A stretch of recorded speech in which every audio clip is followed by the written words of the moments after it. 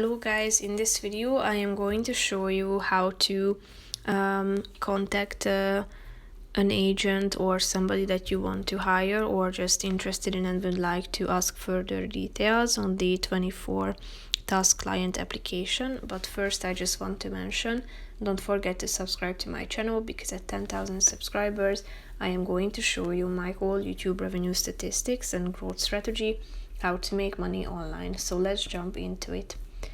First of all, open the application on your phone, tap on the home button down below, and tap on the chat button, which is the second one in the relevant profile.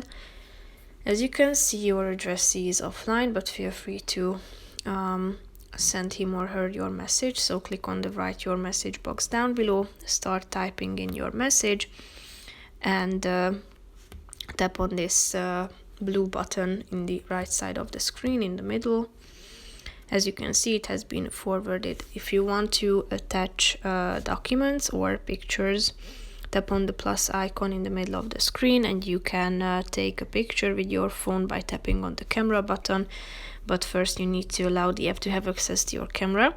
You can also choose pictures and videos from your library by tapping on the second button, and you can also forward documents. So if you tap on the relevant one, it will be forwarded automatically.